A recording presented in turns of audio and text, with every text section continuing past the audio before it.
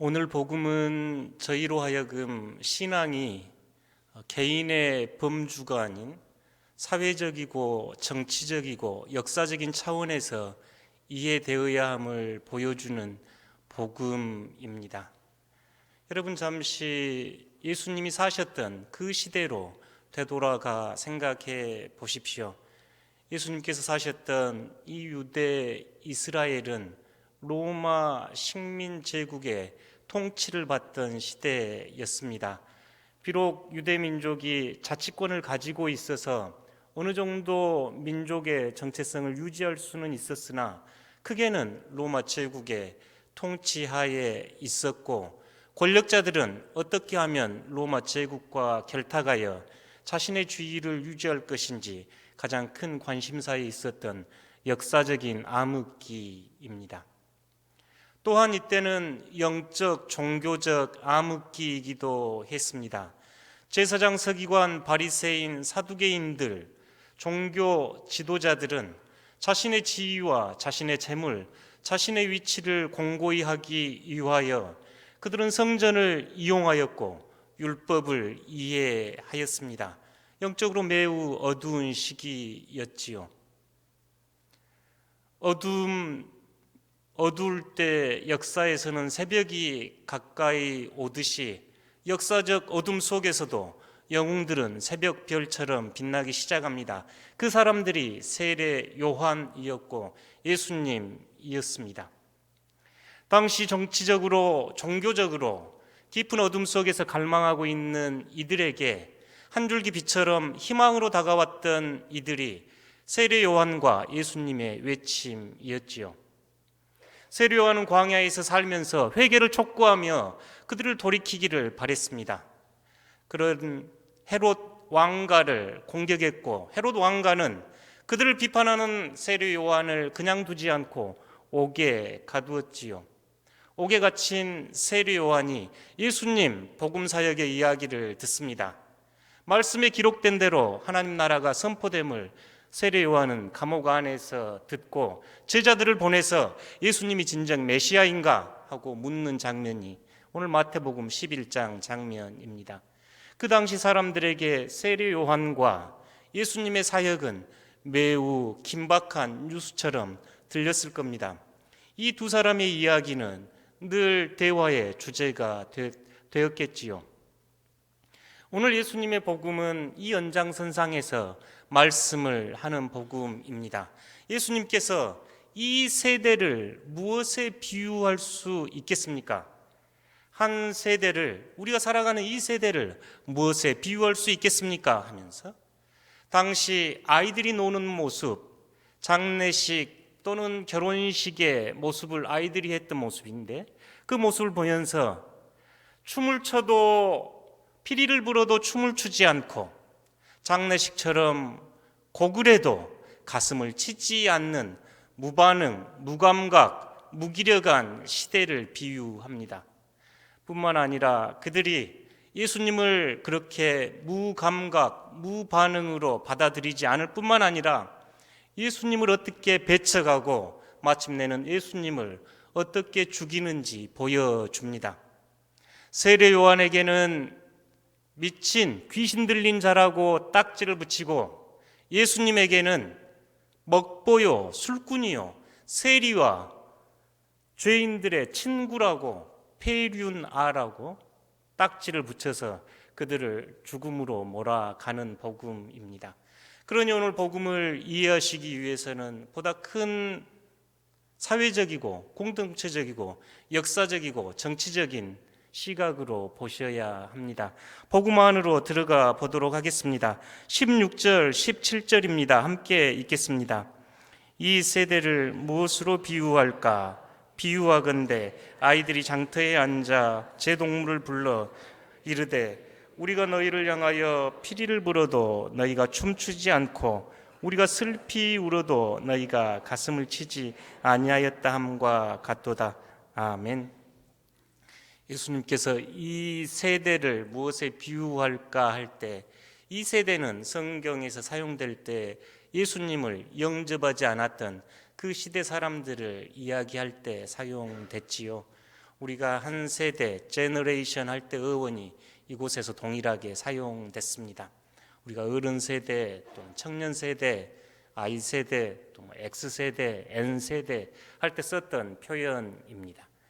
어떤 한 시대적 특징을 담고 있는 예수님이 살아갈 때 예수님이 그 시대의 징표를 분별하면서 이 시대를 무엇에 비유하여 설명하면 여러분이 이해하겠습니까? 라고 시대를 진단하는 예수님의 말씀입니다. 예수님은 비유로 설명을 하였습니다. 예수님 곳곳에서 비유를 사용하셨지요. 하나님 나라 비유가 성경 곳곳에 등장했지요. 예수님께서는 일상에서 작은 일들, 우리 주위에서 일어나는 일들 안에서 영적 교훈을 가르치실 때 비유를 들어 설명하시곤 하셨습니다. 예수님께서 이 시대를 무엇에 비유하여 설명하여야 여러분이 이 시대를 이해하시겠습니까? 하면서 오늘 들려주는 비유가 장터에서 아이들이 노는 모습입니다. 저희 어렸을 때도 결혼식 놀이나 빠끔살이, 제가 옛날에 빠끔살이라 그랬더니 표준어를 가르쳐 주셨는데 잊어버렸습니다. 그 빠끔살이 놀이 지금 하고 있는 거지요.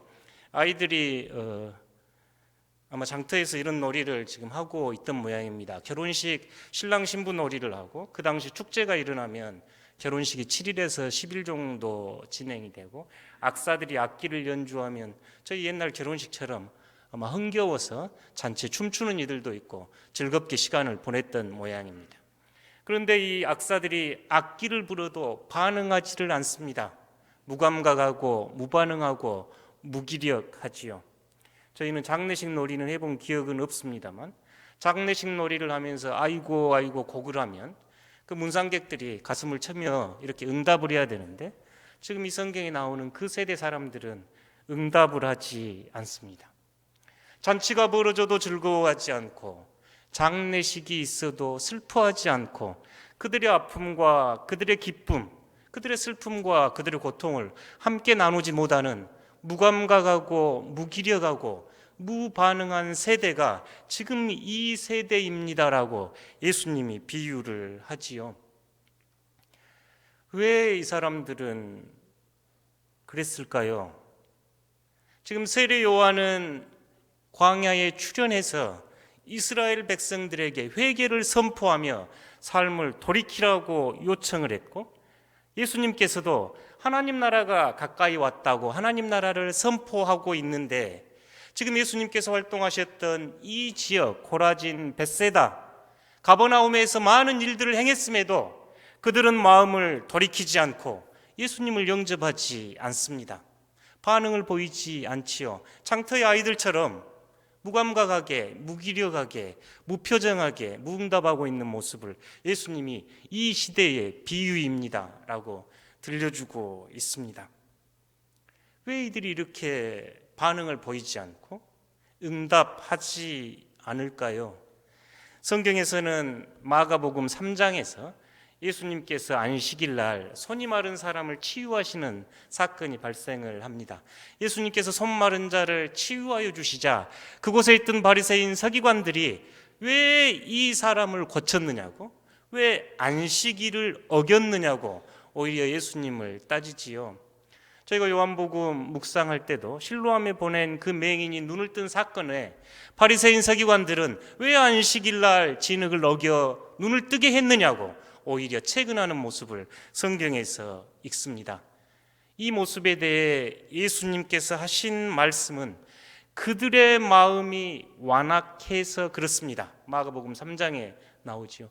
그들의 마음이 완악하다 이렇게 한글로 표현이 되어 있는 마음이 굳어 있습니다. 강철과 같이 뚫고 들어갈 틈이 없습니다. 딱딱이 굳어 있습니다. 하나님 나라 비유를 설명하실 때 길가처럼 굳어가지고 생명이 싹틀 수 없는 마음임, 딱딱이 굳어진 마음, 조금도 허용되지 않는 마음, 영적 감동이 없는 강팍한 마음을 완악한 마음이라고 예수님께서는 말씀하셨지요. 그러다 보니 성경 곳곳에서는 저희가 신앙을 받아들이고 영접할 때 이 마음이 부드러운 마음이 되라고 초대하는 곳이 많이 있습니다. 아마 대표적인 곳이 에스겔 11장 9절일 겁니다.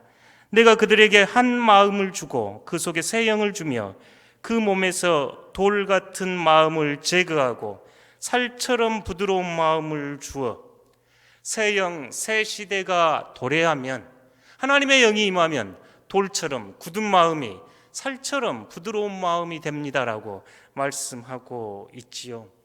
바울은 에베소서 4장에서 돌처럼 굳은 마음에는 하나님이 떠나 있습니다. 로마서 12장 2절에서는 여러분 이 세대를 본받지 마십시오. 마음을 새롭게 하십시오. 하나님의 선하시고 기뻐하시고 온전한 뜻을 분별하시기 위해서는 마음이 새로워져야 합니다 라고 말씀합니다. 딱딱이 굳은 마음, 돌처럼 완악한 이들에게 예수님의 복음 세례 요한의 초대는 먹힐 리가 없었겠지요. 그 결과는 어떻게 되었는가요?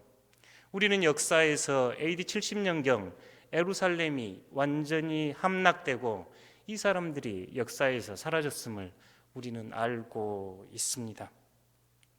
새로운 시대, 하나님 나라가 선포됐음에도 받아들이지 못하고 옛것에 사로잡혀 조금도 변화를 이루려 하지 않는 이들에 대한 교훈은 오늘 우리의 모습을 되돌아보게 합니다. 돈이나 권력, 연예인들의 가십에는 귀가 번쩍 뜨이지만 하나님의 말씀과 진리에 대해서는 귀를 닫고 무감각한 모습이 우리의 모습이 아닌지 반성해 봅니다. 동양의 고전 중 장자라고 하는 고전이 있습니다. 기존의 가치를 부시고 새로운 가치를 향해 항해하는 이들에게 도움이 되는 책이지요. 이 책에 나오는 흥미로운 이야기가 있습니다. 황하의 신 하백과 북해의 신 약이 나누는 대화입니다. 황하는 4대 문명의 발상지였으니 얼마나 찬란했겠습니까? 그 황하의 신이 황하를 보면서 특히 가을 되면 넘실넘실 넘쳐 흐르는 그 강물을 보면서 꽤나 만족해합니다. 참 아름답고 좋다고 이야기하지요. 그러던 어느 날 북해를 동해로 가서 바다를 보게 됩니다. 강이 바다를 봤으니 강이 얼마나 컸겠습니까? 이때 내가 이 바다를 보지 못했다면 얼마나 웃음거리가 될 뻔했소 하면서 북해의 신 약에게 이 하백이 대화를 합니다. 이때 약이 이 하백에게 3가지 그물 이야기를 합니다. 세상에 나를 변화시키고 성장시키는데 변신하는데 방해가 되는 3가지 그물이 있습니다 하면서 3가지 그물에 대해서 이야기해 주는데요. 첫 번째, 공간의 그물입니다. 저희가 우물 안의 개구리 많이 쓰는 표현이지요. 이곳에서 유래가 됐습니다. 우물 안에 사는 개구리, 우물이 전부인 줄 알기에 바다를 설명해도 설명할 길이 없습니다. 둘째가 시간의 그물입니다. 여름철 곤충이 겨울의 맹추위를 설명해도 이해할 수 없다는 유래가 이곳입니다. 한여름만 있는 하루살이 같은 여름벌레에게 겨울의 찬바람을 아무리 설명해도 통하지 않는다고 할 때 시간의 그물 이렇게 이야기합니다. 세 번째가 지식의 그물입니다. 자신이 가지고 있는 지식을 최고라고 여기기에 더 큰 도의 세계를 설명해도 설명해 줄 수가 없습니다. 그 사람은 자신의 지식의 그물에 걸려있기 때문이라고 합니다. 세상의 나를 변화시키고 성장시키지 못하는 이 3가지 그물, 지금 오늘 예수님의 말씀에 응답하지 않는 바리새인 종교 지도자, 이스라엘의 지도자들 모습 안에서 그대로 발견됩니다. 그들은 공간의 그물 안에 사로잡혀 있지요. 저 북쪽 갈릴리에서 예수 그리스도의 하나님 나라가 선포됐을 때 이 사람들은 어떻게 갈릴리 촌 나사렛에서 선한 것이 나겠냐며 예수님을 폄하합니다. 또한 그들은 예수님의 하나님 나라의 때가 찼다 하면서 새로운 선포를 하자 다윗의 왕조가 재건되는 때가 그들에게는 메시아의 때라고 하며 예수님을 거절하지요. 그들은 율법을 가장 잘 지키는 민족이라고 생각하고 있었습니다. 그들이 아는 율법이 전부였기에 안식일 날 병든 손을 고친 예수님의 그 사역을, 하나님 나라를 보지 못했습니다. 시간에 사로잡혀, 공간에 사로잡혀, 그들의 지식에 사로잡혀 한치도 움직이지 않으려는 모습들을 이들이 보여줍니다. 그래서 그 옛날 전도자는 전도서 9장 12절에서 분명히 사람은 자기의 시기도 알지 못하나니 물고기들이 재난의 그물에 걸리고 새들이 올무에 걸림같이 인생들도 재앙의 날이 그렇게 호련히 임하면 거기에 걸리느니라. 그림이 그려지시지요. 저희 바닷가에 그물을 쳐놓으면 밀물 때 들어왔던 고기들이 썰물 때 그물에 걸려 있지요. 공중에 올무를 쳐놔도 새들이 걸려 있었던 모양입니다.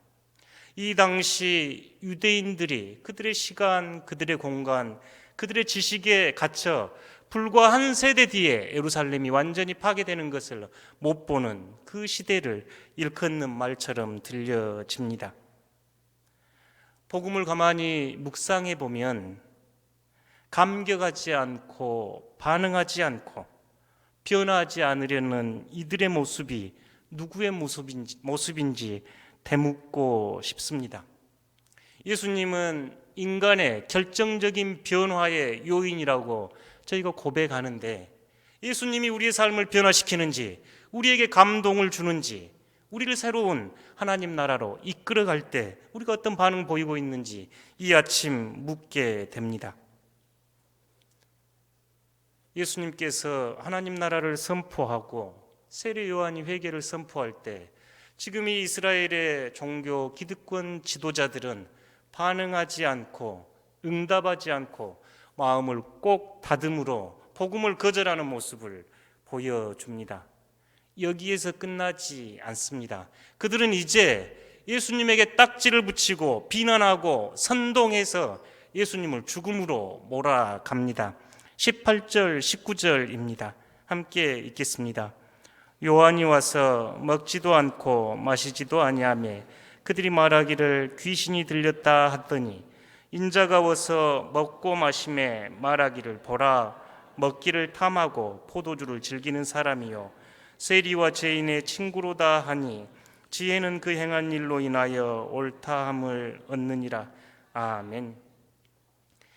예수님께서 이 세대를 무엇에 비유할까 하시면서 첫 번째는 반응하지 않는 장터놀이하는 아이들을 비유로 되셨고, 두 번째는 이들의 간악함을 우리에게 보여주고 있습니다. 그 당시 종교 지도자들, 이스라엘 지도자들은 심판관의 자리에 앉아서 광야에서 나시린으로 독주를 입에 대지 않고 메뚜기와 석청을 먹이며 진리를 외치는 세례 요한을 향해서는 미쳤다, 귀신 들렸다 하고 비난하고 폄하합니다. 하나님 나라의 식탁을 이웃들과 가난한 이들과 함께 펼치는 예수님을 향해서는 아주 나쁜 폄하하는 발언을 합니다. 신명기에 보면 폐륜 아에게 칭하는 표현이 먹보요 술꾼입니다. 먹기를 탐하고 포도주를 즐기는 자라고 예수님에게 폄하합니다. 뿐만 아니라 세리와 죄인들의 친구, 유유상종, 죄인이며 세리들과 마찬가지인 사람이라고 예수님을 비난하는 모습입니다. 자신들이 한 재판정 중앙에 앉아서 세례 요한은 금욕주의자니 미쳤다고 이야기하고 동네에서 복음을 전하는 예수님은 먹보요 술꾼이요 죄인과 세리의 친구라고 예수님에게 딱지를 붙이고 폄하합니다. 이렇게 그들은 예수님을 죽음으로 몰아갑니다.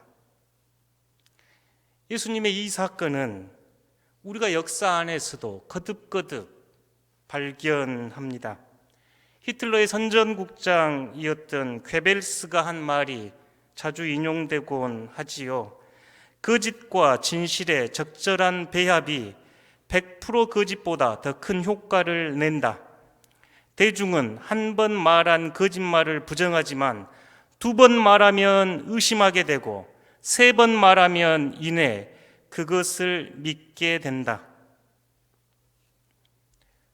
예수님을 향해서 손가락질을 했던 그 비난과 비판의 모습은 오늘도 여전히 우리 삶 안에서 그대로 보여집니다. 진실과 거짓을 적절하게 섞어서 비판하면 더 효과가 있다고 이야기하지요. 대중은 한 번 말하면 부정하지만 한 번 더 말하면 혹시 그런가, 세 번 이야기하면 믿게 된다는 이 괴벨스의 이야기는 2차 세계대전 당시 독일에서 증명이 된 사건이지요. 수많은 유대인들을 가스실로 이끌고 갔던 그들이었습니다. 예수님의 세례 요한의 가르침과 메시지에 응하지 않았던 이들은 메신저를 공격합니다. 세례 요한을 공격하고 예수님을 공격하지요. 귀신 들렸다, 폐륜하다, 죄인과 유상종하는 자다. 그러니 그들의 말에 귀를 기울일 필요가 없다고 예수님을 공격합니다. 사실 이 예수님에 대한 공격은 이제 십자가를 지고 예수님이 그 길을 가실 때 예수를 못 박아라 하는 함성으로 되돌아옵니다. 우리 시대는 그 시대와 다른가요? 어쩌면 우리도 예수님의 삶에, 예수님의 메시지에 관심을 기울이지 않는 건 아닌가요? 거짓과 진실을 섞여 선동하는 거짓된 이단 사설에 넘어가 있는 것은 아닌가요? 자신들의 기득권을 유지하기 위해서 교주의 끊임없는 거짓말을 진리로 받아들이고 이 자리에 오신 것 아닌가요? 이단 교주나 정치권에서 하고 있는 모습을 보면 자신의 기득권을 유지하기 위하여 타인을 비난하고 타인을 선동하는 모습은 어찌나 예수님 시대나 지금이나 그리 똑같은가요?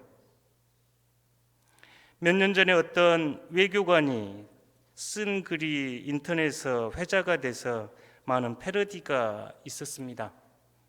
어떻게 언론이, 기득권자들이 여론을 왜곡하고 선동하는지 보여주는 이야기입니다. 예수가 죄 없는 자 저 여인에게 돌을 던지라고 발언한 것을 트집 잡는 한국 언론의 기사는 이러했다. 예수, 매춘부 옹호, 발언 파장, 잔인한 예수, 연약한 여인에게 돌 던지라고 사주.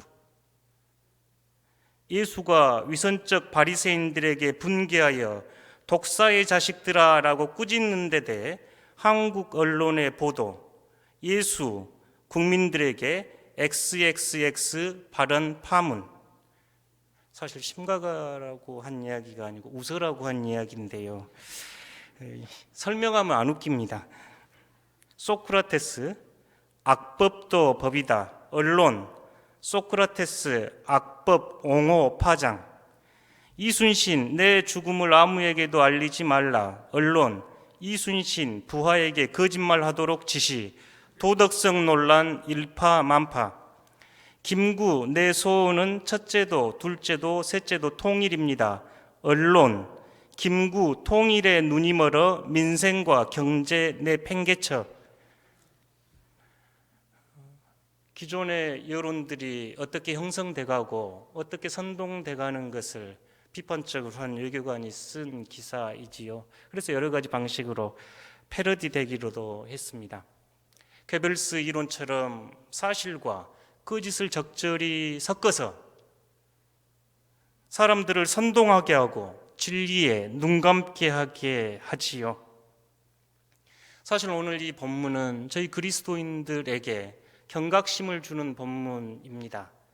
단순하게 예수님을 향해 술보, 먹보, 죄인들의 친구다 하는 이 말은 그들이 예수님을 어떻게 폄하하고 비난하면서 십자가로 몰고 갔는가를 보여주는 복음이기 때문에 그렇습니다.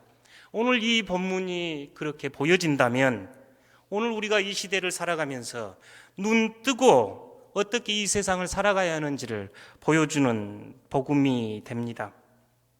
괴벨스가 이런 말도 합니다. 선동은 한 문장으로 가능하지만 이를 반박하려면 수십 쪽의 문서와 증거가 필요합니다. 그것을 반박할 때면 이미 사람들은 그 선동에 넘어가 있습니다. 우리 시대에도 수많은 가짜 뉴스가 횡행합니다. 코로나 바이러스가 도는데 왜 전라도 이야기가 등장합니까? 수없이 여러분 경험했지요. 그래서 저희 중고등학교 학생들에게는 국제도서관연맹에서 제시하는 가짜뉴스 판별법을 교육하곤 합니다. 여러분 뉴스를 보실 때 한번 생각해 보십시오. 첫 번째, 출처 밝히기입니다. 해당 뉴스 사이트의 목적이나 연락처 등을 확인하는 것은 중요합니다. 여러분 우리나라의 신문, 방송, 언론이 몇 개나 될 거라고 생각하신가요? 2019년 5월 15일 18,969개입니다. 인터넷 신문이 8,396개. 신문에 났다고, 방송에 났다고, 인터넷에 떠 있다고 사실 아닙니다. 기독교에도 이단 옹호 신문들이 굉장히 많습니다. 이단 옹호 신문들은 정통 교회를 비난합니다. 그 기사를 읽을 때 분별하셔야 합니다. 두 번째는 본문을 읽어 보셔야 합니다. 현대 많은 언론들은 자극적이고 선정적인 제목을 뽑기에 본문 내용을 읽지 않고 기사만, 제목만 보고 이해할 수 없습니다. 셋째, 작성자를 확인하셔야 합니다. 그 기사를 누가 썼는지 확인해 보셔야 합니다. 과학자들이나 연구자들에게 하는 이야기가 있습니다. 누구에게 돈 받고 그 연구하는지, 그 돈은 어디에서 나온지 물어보라고 이야기합니다. 신문도 마찬가지입니다. 그 기사를 쓴 사람들 어디에서 돈 받고 있는지 확인해 보셔야 합니다. 네 번째, 근거를 확인해야 합니다. 그 사람들이 뭔가를 주장할 때 그들의 정보를 뒷받침하는 근거가 무엇인가 확인해 보셔야 합니다. 흔히 우리나라에 외신발 뉴스가 많습니다. 무슨 미국의 어떤 외신에 의하면 이렇게 자주 인용될 때 보면 사실 확인해 보면 가짜들이 굉장히 많습니다. 악의적으로 재편집하거나 아예 번역 자체를 왜곡해서 전달합니다. 날짜도 확인해 보셔야 합니다. 풍자도 확인해 보셔야 합니다. 선입견을 가지고 점검해 보라고 이야기합니다. 사실 저희 그리스도인들이 시대를 분별하는 것은 매우 중요한 일이지요. 그래서 칼 바르트는 한 손에는 성경을, 한 손에는 신문을 두고 신앙생활하라고 초대했지요. 사실 내가 가지고 있는, 내가 바라보는 세상이 틀릴 수 있기에 반대편 이야기도 들어보셔야 합니다. 마지막 제안은 전문가에게 문의입니다. 요즘은 가끔 팩트 체크가 도움이 되기도 합니다. 저희가 학생들 교육할 때 일반적으로 제안하는 8가지입니다. 사실 여러분들 핸드폰 안에 유튜브로, 카톡으로 엄청나게 많은 왜곡된 정보들이 쌓여 있을 겁니다. 여기에 그리스도인들은 2가지를 더 물어야 합니다. 첫 번째, 이 사건을 통해, 이 뉴스를 통해, 이 보도를 통해 누가 울고 있는지, 누가 웃고 있는지 보셔야 합니다.